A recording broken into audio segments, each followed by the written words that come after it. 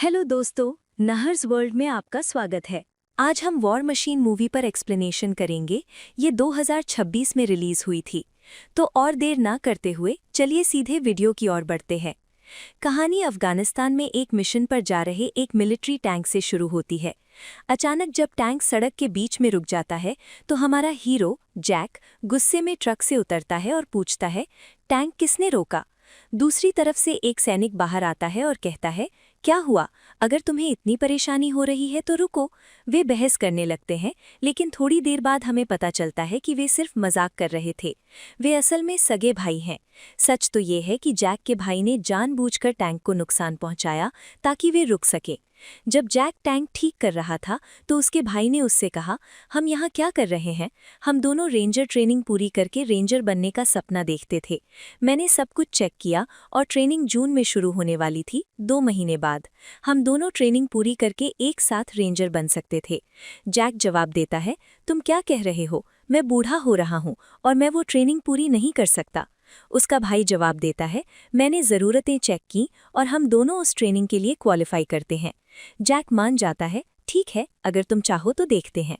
उन्हें अभी भी आगे बढ़ना है और मिशन पूरा करना है, इसलिए जैक अपने ट्रक में वापस आ जाता है। अचानक तालिबान उन पर हमला कर देते हैं। वे एक एक करके उनके सारे टैंक उड़ा देते हैं, जिसमें कई सैनिक मारे जाते हैं। जैक भी घायल हो जाता है, लेकिन जब उसे होश आता है तो वो सबसे पहले अपने भाई को ढूंढता है। वो देखता है कि उसका भाई अभी भी जिंदा है, बस घायल हो गया है। अचानक जैक की आंखें खुल जाती हैं।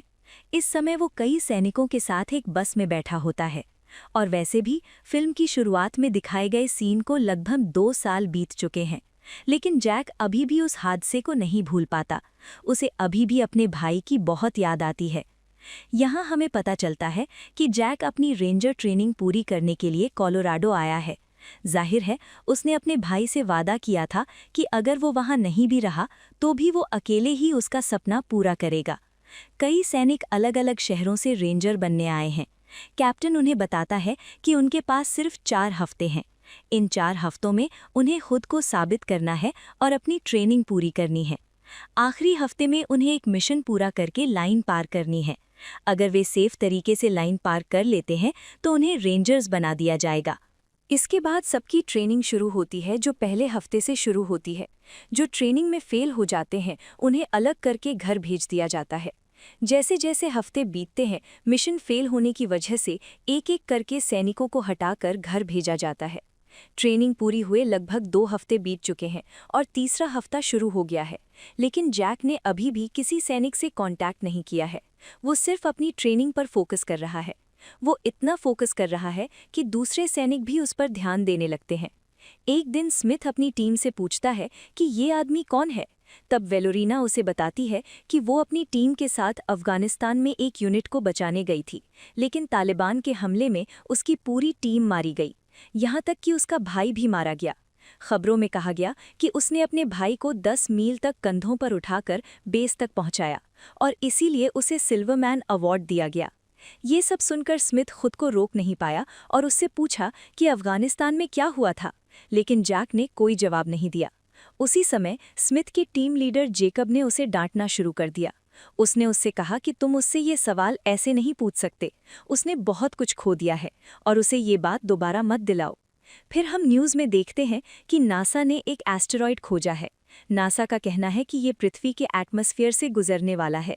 हालांकि कोई भी इस न्यूज़ पर ज़्यादा ध्यान नहीं देता। जैसे ही तीसरा हफ्ता शुरू होता है, उनकी ट्रेनिंग और भी मुश्किल हो जाती है। कई सैनिक तीसरे हफ्ते में उन्हें दिए गए मिशन में फेल हो जाते हैं, इसलिए उन सभी को घर भेज दिया जाता है। ट्रेनिंग का चौथा हफ्ता शुरू होने वाला है, आखिरी हफ्ता। जैक ने ठान लिया है कि वो अपना सब कुछ देगा, लेकिन वो रेंजर बने बिना घर नहीं लौटेगा। चौथा हफ्ता शुरू होने के बाद उनकी ट्रेनिंग शुरू होती है। उन सभी को एक स्विमिंग पूल में भेज दिया जाता है। कुछ सैनिक थोड़ी देर तक बच जाते हैं, लेकिन आखिरकार वे बाहर आने लगते हैं। लेकिन जैक हार नहीं मानता, वो आखिर तक पहुंचना चाहता है। लेकिन जब उसकी हिम्मत कम होने लगती है तो उसे अपने भाई की याद आती है। उसे वो समय याद आता है जब उसने अपने भाई को अपने कंधों पर उठाकर उसे बचाने के लिए 10 मील पैदल चलकर बेस तक पहुंचा था। वो पानी के अंदर बेहोश हो गया, लेकिन सैनिकों ने उसे समय रहते बाहर निकाल लिया। इस घटना के बाद कैप्टन उसे अपने ऑफिस में बुलाता है और बात करने के लिए कहता है। कैप्टन उससे कहता है, मैं तुम्हें ट्रेनिंग से निकाल रहा हूँ, तुम घर जा सकते हो। ये सुनकर जैक गुस्सा हो जाता है और पूछता है, मेरे साथ क्या गलत है? मैंने सब कुछ सही किया, मैंने हर मिशन को एकदम सही तरीके से पूरा किया। फिर कैप्टन उससे कहता है, ये मिशन के बारे में नहीं है, ये तुम्हारे दिमाग में क्या चल रहा है इसके बारे में है। मैंने देखा है और मैंने दूसरों से सुना है कि तुम इस ट्रेनिंग से पागलों की तरह गुजर रहे हो। तुम रात में ठीक से सो नहीं पाते, किसी से बात भी मत करना। तुम एक इंजीनियर हो और तुम जानते हो कि सबसे बड़ी मशीनों की भी अपनी लिमिट होती हैं। तुमने इस ट्रेनिंग के लिए 4 बार अप्लाई किया, लेकिन तुम्हारी उम्र की वजह से तुम्हें बार बार रिजेक्ट कर दिया गया। मैं बस चाहता हूं कि तुम इस पेपर पर साइन करके चले जाओ। जैक कहता है, ये आखिरी हफ्ता है, इसलिए मैं नहीं जा रहा हूं। चौथे ट्रेनिंग सेशन में फेल हुए कुछ लोगों को निकाल दिया गया है और यहाँ हमें पता चलता है कि जैक को नहीं निकाला गया था, उसे फाइनल मिशन पूरा करने के लिए चुना गया है। कैप्टन मिशन के बारे में बताता है, उन्हें एक हेलीकॉप्टर से उतारा जाएगा। मिशन पर उनका एक प्लेन दुश्मन के इलाके में मार गिराया जाता है।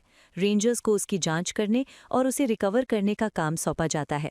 उन्हें प्लेन के पास जाकर उसे खत्म करना होगा ताकि वो दुश्मन के हाथों में ना पड़े। इसके बाद उन्हें उस बागी गांव को ढूंढना होगा जहां जेट पायलट को बंधक बनाया गया है। ट्रेनर इंतजार कर रहे होंगे। जेकब को सेकंड इन कमांड और जैक को फर्स्ट इन कमांड दिया गया है। इसके बाद उनका मिशन शुरू होता है। 2 हेलीकॉप्टर उन्हें ड्रॉप जोन तक ले जाते हैं। रात में कुछ बहुत पास से और तेज स्पीड से गुजरता है। सुबह तक वे अपने टारगेट तक पहुंच जाते हैं। टारगेट तक पहुंचने के बाद उन्हें सामने एक नदी के पास एक मशीन दिखाई देती है। वे रेडियो चालू करते हैं और कांटेक्ट करने की कोशिश करते हैं, लेकिन कोई जवाब नहीं आता। इसके बजाय एक सैनिक उन्हें बताता है कि रेडियो से एक अजीब आवाज़ आ रही है। कोऑर्डिनेट्स के हिसाब से हम अपनी टारगेट से 100 मीटर दूर हैं, लेकिन कोई इसे सीरियसली नहीं लेता। प्लान के मुताबिक सभी सैनिक नीचे उतरने लगते हैं। मशीन के पास जाने से पहले जैक को एक जलती हुई चीज़ दिखती है। वो जांच करने के लिए जंगल में जाता है। इसी बीच उसकी टीम एक बम लगाती है और उसे फोड़ देती है। बाद में उन्हें पता चलता है कि मशीन पर अभी तक खरोच तक नहीं आई है। अगले ही पल मशीन रोबोट की तरह उनके सामने आ जाती है। ये सबको स्कैन करना शुरू कर देती है। स्कैन करने के बाद जब वो अपनी गन निकालती है तो उन्हें पता चलता है कि क्या हो रहा है।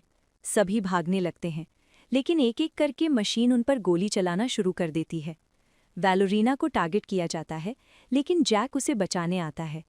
एक शेल उनके पास गिरता है, जिससे धमाका होता है और सभी खाइयों में गिरने लगते हैं। कई सैनिक घायल हो जाते हैं और कुछ मर जाते हैं। जैकब के पैर में गंभीर चोट लगी है। जैक रेडियो वापस लेने जाता है, लेकिन उसे पता चलता है कि जिसके पास वो था वो मारा जा चुका है। जैक अपनी टीम के पास दौड़ता है और उन्हें बताता है कि मशीन अब उन्हें ढूंढते हुए है। वे सब रस्सी का इस्तेमाल करके नीचे उतरने की कोशिश करते हैं। ये जैकब के लिए मुश्किल साबित होता है। तभी मशीन आती है और रस्सी पकड़े हुए सैनिक को उड़ा देती है। जैकब जमीन पर गिर जाता है। मशीन तुरंत उन पर गोली चला देती है। सब अपनी जान बचाने के लिए जंगल की तरफ भागते हैं। जब गोली फेल हो जाती है तो वो एक गोला दागती है, जिससे कुछ सैनिक मारे जाते हैं। जैक अपनी टीम को बताता है कि ये उनका टारगेट नहीं था, ये एक जेट था।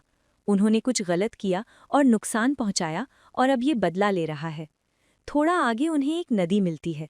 जैक एक रिस्क लेता है और एक पेड़ से रस्सी बांधकर पानी के रास्ते नदी पार करने की कोशिश करता है। जैकब स्ट्रेचर पर लटकने लगता है। जैक उसे बचाने जाता है, लेकिन मशीन आ जाती है और उन पर हमला कर देती है, जिससे वे सब पानी में और झरने में गिर जाते हैं।